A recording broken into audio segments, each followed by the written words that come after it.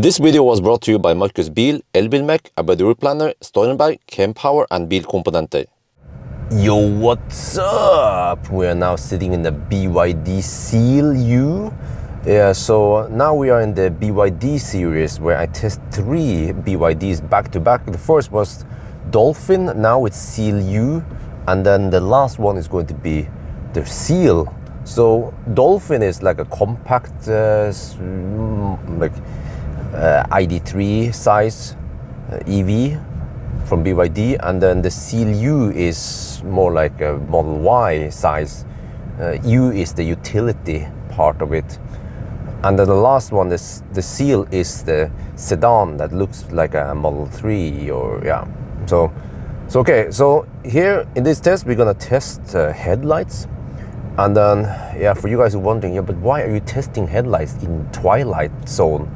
In the twilight zone? No, but it's because we are in Norway and it's mid of June right now, and it's 1 at night, which is supposed to be roughly on the darkest time of the night. I'm not sure if midnight would be slightly better, and it is so bright nowadays. Yeah, in around 10 days it will be the brightest day of the year, so there's not much I can do unless I wait until winter or at least fall, but you know, we still want to do this, so let's try. This is the best we can do. Boom! Ooh! What the heck? This is this is a lot better than the Dolphin. Like, Dolphin was so shitty, like you know, the kind of are you in yet, that kind of typical shitty Chinese headlights. Yeah, but I mean, okay, when I say Chinese headlights, I'm not gonna discriminate anything, because just in general I've tested that the Chinese cars, they usually have quite shitty headlights, maybe because they don't have night in China, but it's not always like that, because Nios, they have really good headlights also. And then I think also the Hongxi EHS9 from what I remember. But then I remember that Tang had quite shitty headlights also. Maybe Han. But this is some next level shit, man. Unfortunately, it's not that dark, but I mean, it's still dark enough for you guys to get the impression of how good they are. I mean, okay, they're not as good as, for example, Tesla's the Hella lights for Model 3, Model Y before the adaptive stuff came. It's still fairly concentrated in the middle, as you see, but this is way better than the Dolphin, that's for sure. Dolphin, when I did this, you couldn't see the difference, right? Oh wow, it is so bright outside nowadays.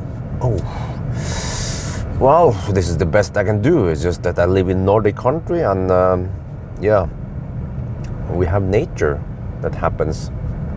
Well, let's hope we don't run into nature today. Okay, but yeah, trying to describe what I see now. So the low beam are already fairly bright, and oh, there, you saw that, right? There's so much deer over here. Oh dear, det kan bli rådyr. Yeah.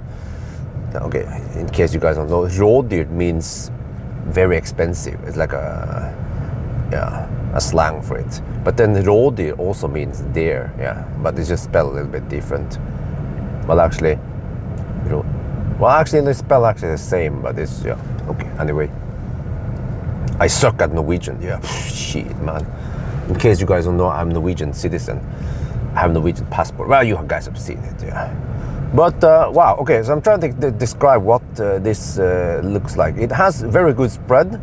I mean, yeah, fairly good spread, good strength, but somewhat concentrated in the middle. Ish, yeah, you can see when I drive like this. There was a farm inspection place here. I can stop at. Now I consider going back to the old route, but that will take me about 15 minutes of hammering. It's from Yesholm over to Olavsgård area. Wham, yeah, the Wham, where the hydrogen station used to be, and then they shut it down. And then back again. So that's another half an hour extra driving, but still feel like this new route is good enough. Okay, you see, that's the spread. Yeah, at least from this view, it could seem like it's kind of bad spread. Yeah, true-ish, but on a motorway situation, it would be quite sufficient. But you can see that it has a hot spot in the middle there.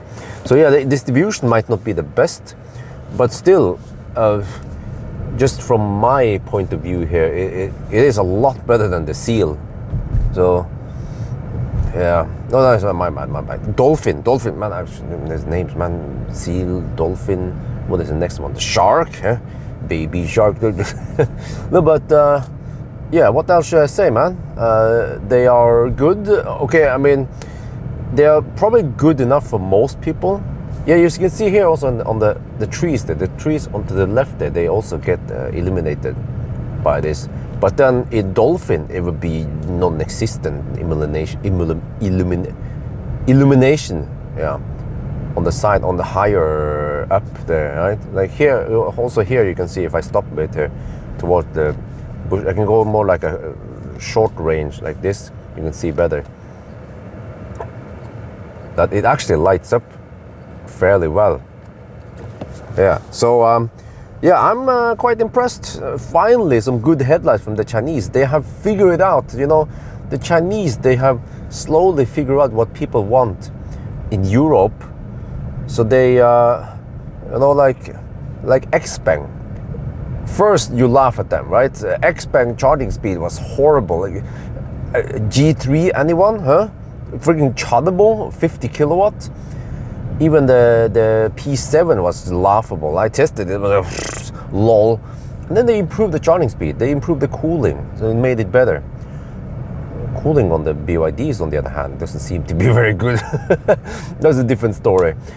But then also soundproofing. Well, that part wasn't always the worst, but yeah, some cars were not the best. But then they also made soundproofing better, and you can probably hear it that.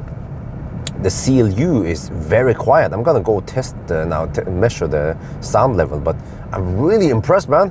It sounds like we are sitting in a fat e-tron. That's how good it is, soundproofing. And also ride comfort has gotten better and better with Chinese cars. And then, yeah, next step is to make the headlights better also. Oh, this is I'd say this type of headlight here is roughly on par with many other Western cars. They're not top notch, not as good as, for example, Volkswagen ID3, ID4, right? Or at least Tesla Hella lights, or some of the other cars. But you know, they are usually more expensive cars. So for a poor man's car, yeah, this is not poor man's car, but it's more like a poor man's car. It costs only 400,000 NOK in Norway. Even the cheapest Model Y costs 450k NOK.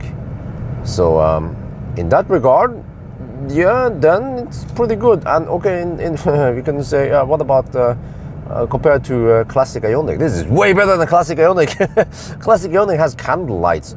Especially high beam. Low beam is okay on the classic Ioniq, just, you know, as a reference. Classic Ioniq is probably the worst when it comes to high beam. But yeah, so the test is done. What do you guys think? How many points would you give? I would give it maybe I'm trying to think, a 6 or 7, maybe a 7. Or I'm not sure how you would rate this, but you might get, I mean, you might give minus points because it doesn't have adaptive stuff. Yeah, okay, maybe it's a 6 then. It lacks the adaptive. Or if you don't care about the adaptive, you're just looking for the strength and the spread, then maybe a 7. I think that's what I would give it. Now I want to hear what you guys think. Yeah? Okay, anyway, I think that's going to be it for now. I'm going to park over here. Hope you guys enjoyed this video. As always, thank you for watching and talk to you later.